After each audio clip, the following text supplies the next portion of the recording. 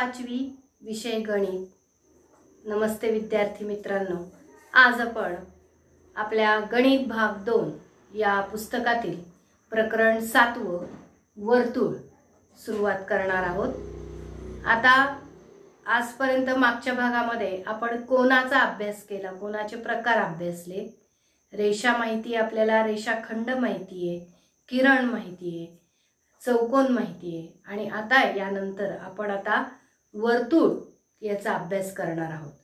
आता वर्तुळ काय तर दैनंदिन जीवनामध्ये वर्तुळाचा जर आपल्याला काही आकार बघायचा असेल तर म्हणजे ही बांगडी बघा, तर या बांगडीचा जो आकार आहे तो एकदम गोलाकार आकार आहे। तुम्ही म्हणाल चेंडू, चेंडू मात्र हा वर्तुळ होत नाही, तो गोल होतो।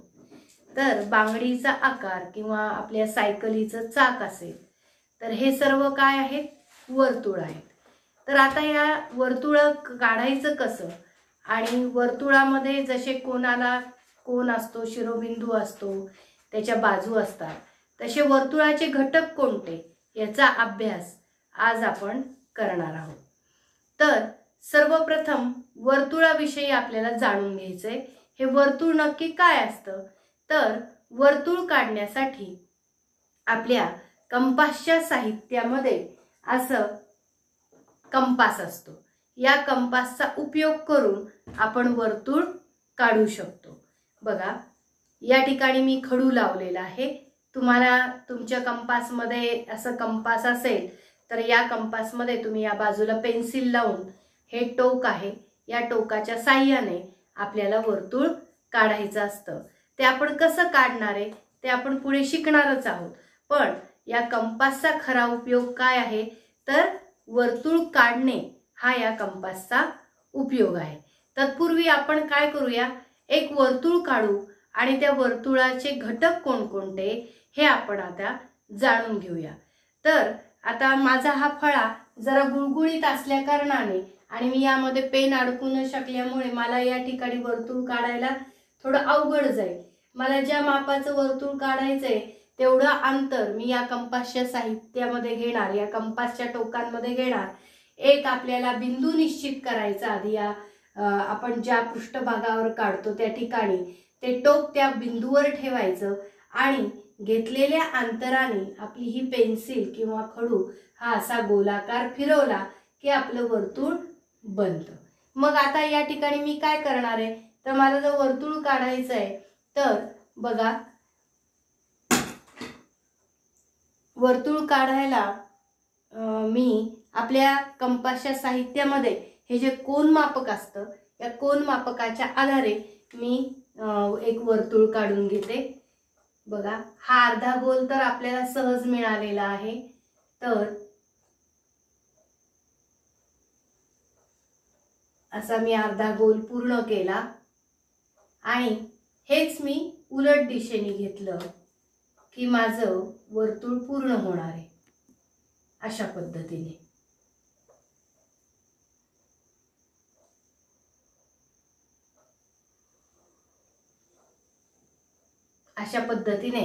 हे माझं वर्तुळ बघा एकदम गोलाकार तयार झालं।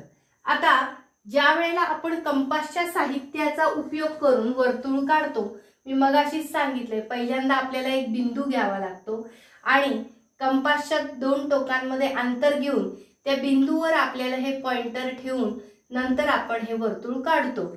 म्हणजे हा जो मध्यबिंदू आहे, या वर्तुळाचा हा जो मध्यबिंदू आहे, मध्यबिंदू याचा अर्थ असा की या वर्तुळावर जेवढे काही बिंदू आहेत या सर्व बिंदूंपासून या बिंदूचा अंतर कसं आहे, समान आहे। कारण या ठिकाणी आपण टोक ठेवून आपलं कंपास असं गोलाकार फिरून हे वर्तुळ काढलेलं आहे। मग हा जो मध्यबिंदू असतो वर्तुळाचा, याला वर्तुळाचा केंद्रबिंदू असं म्हटलं जातं।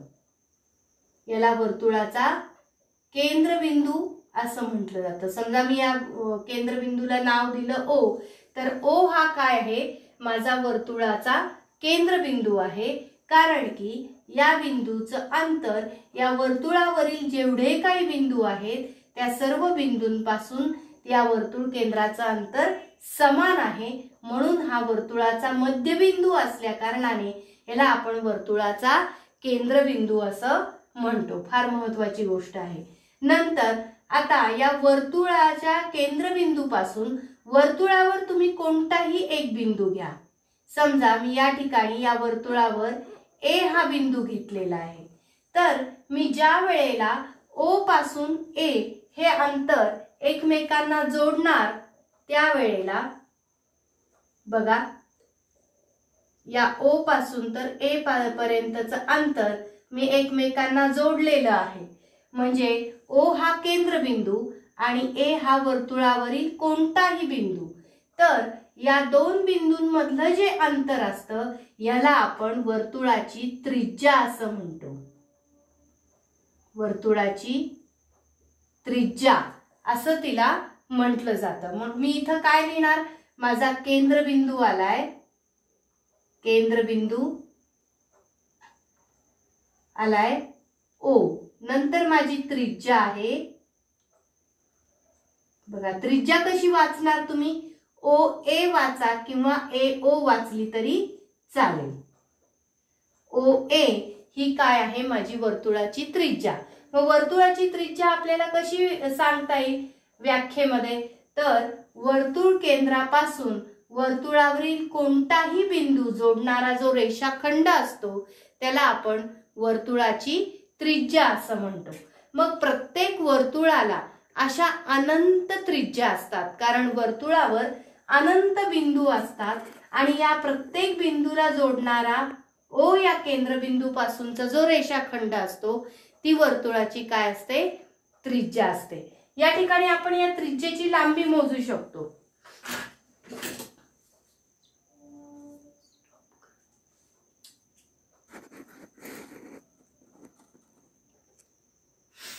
या ठिकाणी आपल्याला त्रिज्येचं अंतर मोजायचंय. मी या ओ पासून तर ए या बिंदूचं अंतर मोजलं तर बरोबर 7 सेंटीमीटर त्रिज्येचं हे माझं वर्तुळ आहे. ओ पासून ए पर्यंतचं अंतर 7 सेंटीमीटर आहे. आता मी या ठिकाणी दुसरा कोणताही बिंदू घेते. बघा या ठिकाणी मी घेते एखादा बिंदू. समजा इथे बी हा बिंदू घेतला आणि ओ पासून तर बी बिंदू जोडला तर ओ बी रेषाखंड हा सुद्धा माझा वर्तुळाची काय येणार आहे? त्रिज्या येणार आहे. आणि बरोबर जर आपण पाहिलं तर त्या ओ पासून तर बी बिंदूचं सुद्धा अंतर जे आहे ते देखील किती आहे? 7 सेंटीमीटर अंतर आहे. हे देखील अंतर किती आहे? 7 सेंटीमीटर. म्हणजे मी वर्तुळामध्ये अशा अनंत त्रिज्या काढू शकते, कारण वर्तुळावर अनंत बिंदू असतात आणि कुठल्याही बिंदूला जोडणारा ओ या केंद्रबिंदू पासूनचा जो रेषाखंड असेल ती माझी वर्तुळाची काय असणार आहे? त्रिज्या असणार आहे. बघा ओ पासून मी क्यू हा बिंदू जोडला तर ही माझी वर्तुळाची त्रिज्या आहे. ओ पासून मी पी हा बिंदू जोडला तर ही देखील माझी वर्तुळाची त्रिज्या आहे. अशा पद्धतीने मी या वर्तुळामध्ये अनंत त्रिज्या काढू शकते आणि प्रत्येक त्रिज्येचं ओ या केंद्रबिंदू पासूनचं या वर्तुळासाठीचं अंतर हे 7 सेंटीमीटर असणार आहे. म्हणजे सर्व एकाच वर्तुळाच्या सगळ्या त्रिज्या या समान लांबीच्या असतात असं आपल्याला या ठिकाणी म्हणता येईल. आता या ठिकाणी बघा पुढे आपण त्रिज्या आपण शिकलो वर्तुळाची. वर्तुळ केंद्रापासून वर्तुळावरील कोणत्याही बिंदूचं अंतर किंवा वर्तुळ केंद्र आणि वर्तुळावरील बिंदू जोडणारा रेषाखंड ही वर्तुळाची त्रिज्या झाली. आता आपल्याला व्यास शिकायचा आहे. तर बघा वर्तुळावर मी कोणतेही 2 बिंदू घेतले. इथे हा घेतला बिंदू एक्स, एक्स नाव देते मी या बिंदूला, आणि या ठिकाणी मी बिंदू घेतलाय वाय.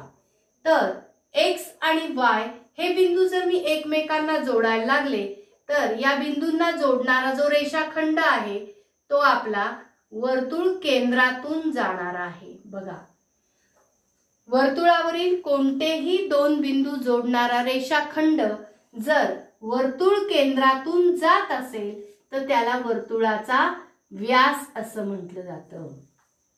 मग या ठिकाणी माझ्या व्यासाचं नाव काय आलं तर एक्स वाय हा जो रेषाखंड आहे हा या वर्तुळाचा काय आहे व्यास आहे.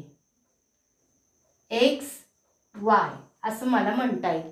याप्रमाणे मी वर्तुळावर कोणतेही बिंदू घेते. आता या ठिकाणी समजा अजून एखादा बिंदू घेतला मी, इथे पी आहे आणि या साईडला मी आर बिंदू घेतला, तर पी पासून आर बिंदू मी जर जोडायला लागले तर पी पासून आर बिंदू जोडताना माझा तो रेषाखंड हा वर्तुळ केंद्रातून जातोय, ओ या केंद्रातून जातोय, म्हणून पी आर हा देखील काय आहे माझा वर्तुळाचा व्यास आहे. पी आर हा देखील काय आहे माझा वर्तुळाचा व्यास आहे. मग ज्याप्रमाणे आपण कोणत्याही वर्तुळाला अनंत त्रिज्या काढू शकतो, त्याचप्रमाणे आपण कोणत्याही वर्तुळाला अनंत व्यास देखील काढू शकतो. हे आता आपल्याला या ठिकाणी लक्षात येते. म्हणजे प्रत्येक वर्तुळाला एकच केंद्रबिंदू असतो, नंतर अनंत त्रिज्या असतात आणि अनंत व्यास देखील असतात. बघा अशा पद्धतीने मी भरपूर व्यास काढू शकते. तुम्ही देखील एखादं वर्तुळ काढा आणि त्याला व्यास काढून बघा. आता हा एक खाली क्यू बिंदू आहे, याच्यापासून मी इकडे एक काढला, नंतर इकडे हा बी बिंदू आहे, इकडं हे अंतर मी इकडच्या बाजूला वाढवलं, तर माझे असे अनंत व्यास या ठिकाणी तयार होतील. ज्याप्रमाणे एखाद्या सायकलला जे स्पोक असतात ते ज्याप्रमाणे आपण अनंत लावू शकतो, त्याचप्रमाणे कसं आहे या ठिकाणी देखील आपण अनंत व्यास हे काढता येतात. आता पुढे जर जायचं म्हटलं तर आपल्याला हा व्यास आणि ही त्रिज्या ह्याच्यात काय संबंध आहे तर तो बघता येईल. जर आताच आपण त्रिज्येचं अंतर मोजलं की ओ या केंद्रबिंदूपासून ए या बिंदूपर्यंतचं अंतर घेतलं तर 7 सेंटीमीटर येतं. नंतर ओ या केंद्रबिंदूपासून बी या बिंदूचं अंतर घेतलं तरी देखील आपलं 7 सेंटीमीटर येतं. आता आपण बघा एक्स वाय या बिंदूंचं अंतर मोजूया. पहिल्यांदा ओ पासून वाय पर्यंतचं जर अंतर आपण मोजलं तर ते देखील किती येणार आहे 7 सेंटीमीटर. अगदी बरोबर येतंय. या ठिकाणी मी मोजलेलं आहे ते 7 सेंटीमीटर आहे. आणि ओ या केंद्रबिंदूपासून एक्स या बिंदूचं देखील अंतर आपलं बघा या ठिकाणी 7 सेंटीमीटर येते. म्हणजे याचा अर्थ काय होतो की एक्स या बिंदूचं वाय या बिंदूपासूनचं पूर्ण जे अंतर आहे ते बरोबर किती आहे 14 सेंटीमीटर आहे. किती आहे 14 सेंटीमीटर आहे. मग या ठिकाणी आपल्याला त्रिज्या आणि व्यास याच्यातला संबंध काय लक्षात येतो, 7ला 2 गुणलं की किती येतात 14 येतात. 7 गुणिले 2 केलं की किती येतात 14 येतात. याचाच अर्थ काय होतो 7 ही काय आहे 7 सेंटीमीटर लांबीची आपली त्रिज्या आहे आणि त्रिज्येला जर 2 गुणलं तर आपल्याला काय मिळतोय व्यास मिळतोय. याचाच अर्थ काय त्रिज्या ही व्यासाच्या निम्म्या लांबीची असते किंवा व्यास हा त्रिज्येच्या दुप्पट असतो. आता हेच मी तुम्हाला एका कागदावर गोल काढून तो कसा आहे त्याच्या दुप्पट ते मी दाखवते. बघा या ठिकाणी माझ्याकडे एक गोल आहे, हा वर्तुळ आहे आणि या वर्तुळाला मध्यभागी मी त्याचे 2 भाग करणाऱ्या घडी घातली अशा पद्धतीने. नंतर अजून एक मी याला एक घडी घातली. तर हे जे सगळे घटक आहेत हे आपल्याला परत अभ्यासायला मिळत आहेत बघा प्रत्यक्ष कृतीच्या आधारे. तर उभी आणि आडवी घडी घातल्यानंतर या ठिकाणी मला या उभ्या आणि आडव्या घडीचा एक छेदबिंदू मिळालेला आहे. बघा या ठिकाणी आपण जर तो पेनाने दाखवला तर आपल्याला तो छेदबिंदू मिळतो हा या ठिकाणी असा. आणि या छेदबिंदूपासून तर इकडच्या बिंदूचं अंतर आणि इकडच्या बिंदूचं अंतर हे दोन्ही अंतर कशी आहेत समान आहेत, आहे की नाही समान. बघा बरं. आणि आपण जर त्यांची लांबी मोजली तर आपल्या असं लक्षात येतं की याला आपण ज्यावेळेस घडी घालतो तर हे दोन्ही भाग एकमेकांना तंतोतंत जुळलेले आहे. म्हणजे हा जो एक भाग एका बाजूचा आपल्याला दिसतो ही आहे वर्तुळाची त्रिज्या आणि ही जी संपूर्ण रेषा आपल्याला दिसते हा आहे वर्तुळाचा व्यास। याचा अर्थ ज्या वेळेला आपण घडी घालतो त्यावेळेला त्रिज्या एकमेकांना तंतोतंत जुळतात, म्हणजे दोन्ही त्रिज्यांचा मिळून आपला काय तयार होतोय, व्यास तयार होतोय। याचाच अर्थ काय, त्रिज्या ही व्यासाच्या निम्म्या लांबीची असते आणि व्यास हा त्रिज्येच्या दुप्पट असतो। अतिशय महत्त्वाचा आपण इथे हा गुणधर्म बघितला किंवा व्यास आणि त्रिज्येतला संबंध बघितला। याचा उपयोग करून आपल्याला जर एखाद्या वर्तुळाचा व्यास दिला असेल तर त्रिज्या कशी काढायची किंवा त्रिज्या दिली असेल तर व्यास कसा काढायचा, तर हे या आपल्या संबंधावरून आपल्याला सहजपणे सोडवता येतं। हे सूत्र मी कसं लिहू शकते की त्रिज्या बरोबर व्यास भागिले 2, म्हणजे व्यासाच्या निमपट केलं की आपल्याला त्रिज्या मिळते किंवा त्रिज्येच्या दुप्पट केलं की आपल्याला व्यास मिळतो। बघा या ठिकाणी आता तुम्हाला जर व्यासांची नावं लिहायची झाली तर आपण इथे वेगवेगळ्या व्यासांची नावं लिहू शकतो, त्रिज्यांची नावं लिहू शकतो। केंद्रबिंदू मात्र नेहमी एकच असतो। मग कोणकोणते घटक या ठिकाणी आपण अभ्यासले, सर्वप्रथम आहे वर्तुळाचा केंद्रबिंदू, वर्तुळाची त्रिज्या आणि वर्तुळाचा व्यास आणि व्यास आणि त्रिज्येमधलं अंतर। आता आपण त्याच्यावरच एक उदाहरण बघूयात। बघा या ठिकाणी विद्यार्थी मित्रांनो एक वर्तुळ दिलेलं आहे आणि या वर्तुळामध्ये काही रेषाखंड काढलेले आहेत। तर या रेषाखंडाचं आपल्याला वर्गीकरण करायचंय की या वर्तुळाचा त्रिज्या कोणत्या आहेत, व्यासाचं नाव काय आहे आणि जीवा कोणती आहे। जीवा हा नवीन घटक आपल्याला या ठिकाणी शिकायचा आहे। पहिल्यांदा आपण त्रिज्या शोधूया। तर त्रिज्या कोणत्या आहेत, वर्तुळाच्या केंद्रापासून वर्तुळावरील कोणताही बिंदू जोडणारा रेषाखंड। वर्तुळामध्ये वर्तुळावर कोणकोणते बिंदू आहेत, तर बिंदू M आहे, बिंदू N आहे, बिंदू S आहे, बिंदू P आहे आणि या ठिकाणी परत P हे नाव झालेलं आहे आपलं, तर हे आपण नाव बदलूया, इथे B करूया। तर B हा बिंदू आहे। तर याप्रमाणे या वर्तुळावर B, M, N, S आणि P हे बिंदू आहेत। वर्तुळ केंद्राचं नाव काय आहे, या ठिकाणी O आहे। मग नेहमीच वर्तुळ केंद्राचं नाव O असतं का, तर असं काही नाही। ABCD मधल्या कोणतेही एक अक्षर घेऊन आपण वर्तुळ केंद्राचं नाव देऊ शकतो। तर या ठिकाणी आपलं वर्तुळ केंद्र O आहे। मग वर्तुळ केंद्र O आणि वर्तुळावरील बिंदू जोडणारे रेषाखंड शोधले की आपल्याला सर्व वर्तुळाच्या त्रिज्या मिळणार आहेत। मग कोणकोणते आहे, तर पहिली आहे O पासून S पर्यंत आपण म्हणणार आहे त्रिज्या OS। नंतर अजून कोणती आहे, O पासून P पर्यंत त्रिज्या OP। नंतर O पासून B पर्यंत त्रिज्या OB आणि नंतर O पासून M पर्यंत त्रिज्या OM।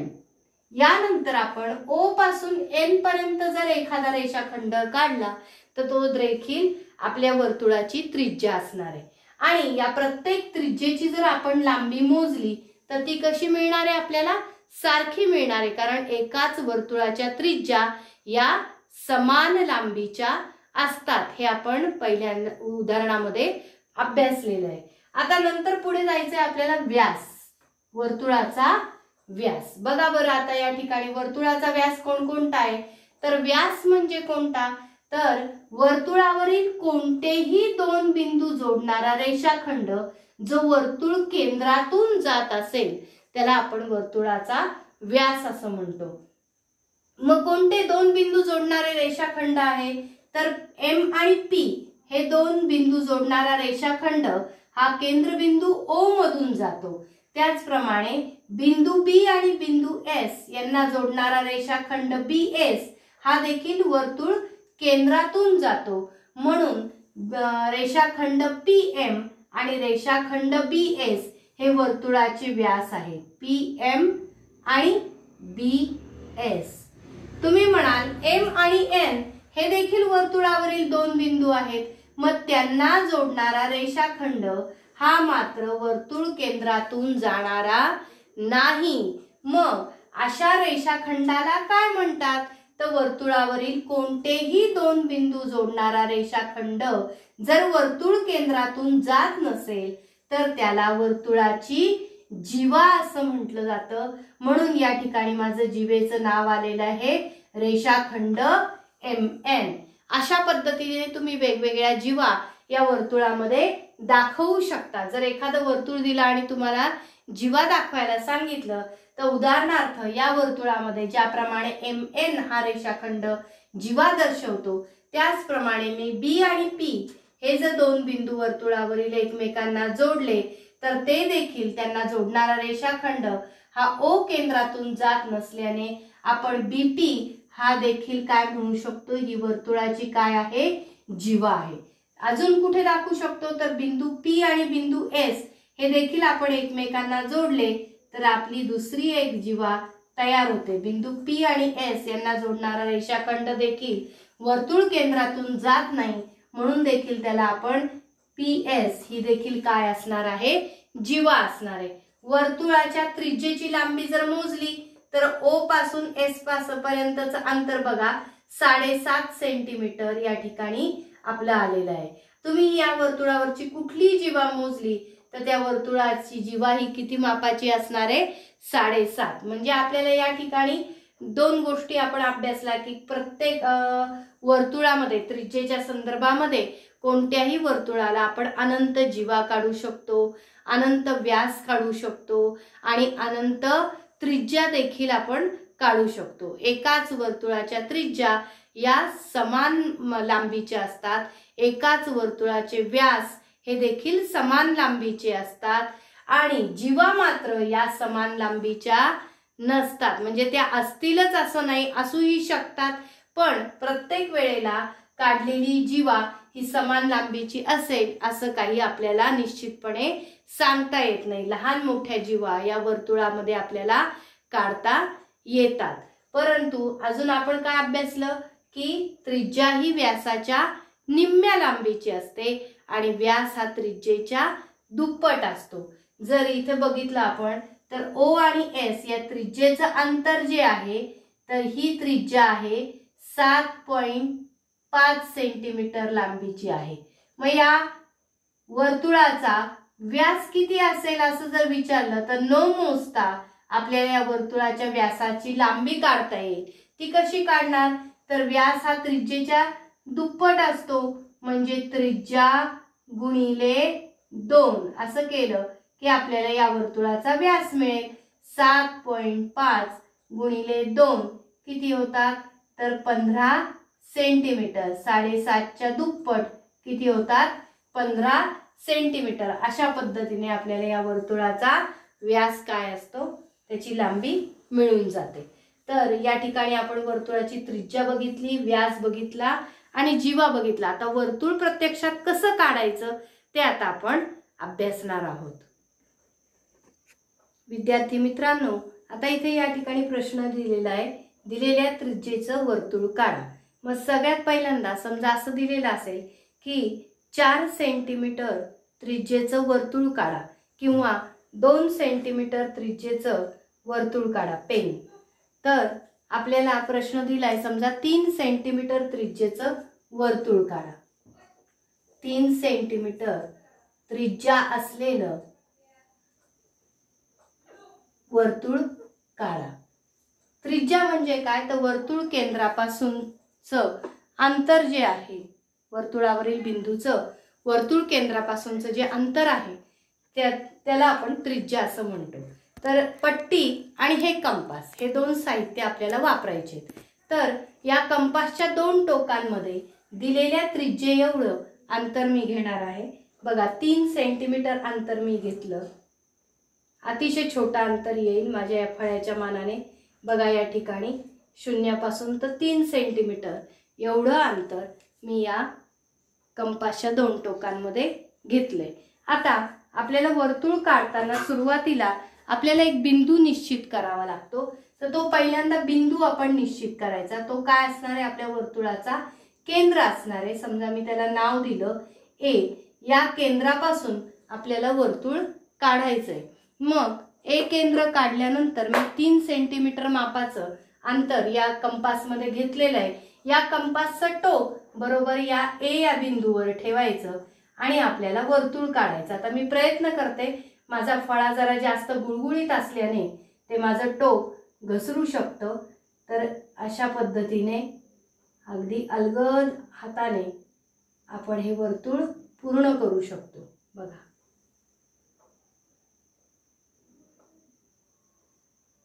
थोडंफार चुकू शकतं, हे असं या पद्धतीने तुम्ही 3 सेंटीमीटर मापाचं वर्तुळ काढू शकता। बघा, या वर्तुळावर तुम्ही कोणताही बिंदू घ्या। या वर्तुळावर समजा तुम्ही एखादा बिंदू घेतला आणि त्या बिंदूचं या केंद्रापासूनचं अंतर जर मोजलं, समजा मी इथं बिंदू घेतला आहे एन, तर ए या बिंदूपासून तर एन या बिंदूचं अंतर जर आपण मोजलं ओ केंद्रापासून, तर एन या बिंदूचं अंतर मोजलं तर बघा या ठिकाणी तुम्हाला बरोबर किती दिसत असेल, ते 3 सेंटीमीटर। बघा, बरोबर 3 सेंटीमीटरचं माझं हे वर्तुळ आहे। आता वर्तुळावर तुम्ही कोणताही बिंदू घ्या दुसरा, समजा मी इथे पी बिंदू घेतला, तर ए बिंदूचं पी पासूनचं अंतर देखील किती असणार आहे, बरोबर आहे 3 सेंटीमीटर। म्हणजे वर्तुळावरील या ठिकाणी जेवढे काही मी बिंदू घेईल या सर्व बिंदूंचं वर्तुळ केंद्रापासूनचं अंतर हे किती असणार आहे, 3 सेंटीमीटर। कारण या सगळ्या काय आहे, वर्तुळाच्या त्रिज्या आहेत। मग या ठिकाणी मी जर व्यास जर मोजला तर वरचा बिंदू आणि हा पी बिंदू जर एकत्र मोजले तर बघा तुम्हाला दिसत असेल, हे वरची मी त्रिज्या जर पूर्ण केली तर हे 3 सेंटीमीटर आणि या 3 पासून तर हे खालचं अंतर बरोबर किती येत आहे, 6 सेंटीमीटर। म्हणजे परत आपला या ठिकाणी पडताळा झाला की त्रिज्या ही व्यासाच्या निम्म्या लांबीची असते आणि व्यास हा त्रिज्येचा दुप्पट असतो। अजून एक मी वर्तुळ तुम्हाला काढून दाखवते। समजा 6 सेंटीमीटर त्रिज्येचं वर्तुळ काढा असा मला प्रश्न दिलेला आहे। तर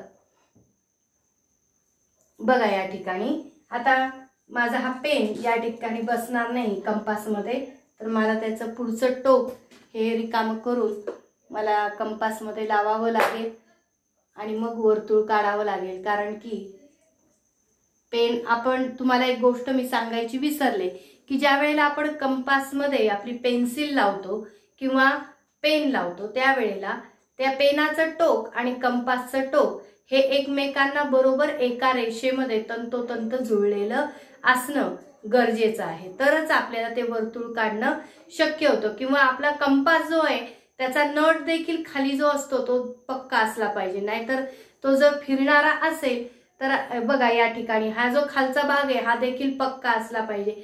काही जणांचा असा तो खूप ढिला असल्यामुळे तो असा हलणारा असतो आणि मग वर्तुळ काढताना अडचण येते, ते व्यवस्थित येत नाही, बरोबर गोल येत नाही, तर त्याच्या कडा या एकमेकांना वेगवेगळ्या अंतरावर जुळणाऱ्या दिसतात। तर असं हे कंपास घेतलं मी, या ठिकाणी माझं हे कंपासचं टोक आणि हे टोक एका रेषेमध्ये पेनाचं टोक आणि कंपासचं टोक आहे। आता मी पट्टीच्या साहाय्याने 6 सेंटीमीटर अंतर या कंपासमध्ये घेणार आहे। शून्यापासून तर 6 सेंटीमीटर एवढं अंतर मी कंपासमध्ये घेणार आणि पहिल्यांदा एक बिंदू मला या फळ्यावर निश्चित करायचा आहे। तुम्ही तुमच्या वहीमध्ये तो बिंदू निश्चित करा। समजा मी हा बिंदू घेतलेला आहे, एक्स थोडा खाली घेऊया आपण, 6 सेंटीमीटरचं काढायचंय म्हणून हा बिंदू मी या ठिकाणी निश्चित केला आहे एक्स, आणि या बिंदूवर आता आपल्याला या कंपासचं टोक ठेवायचंय आणि आपलं वर्तुळ पूर्ण करायचंय, हलू द्यायचं नाही। एकदा टोक आपण या ठिकाणी फिक्स केल्यानंतर ते आपलं हलता कामा नये। अतिशय व्यवस्थित, अतिशय सुबक अशा पद्धतीने बघा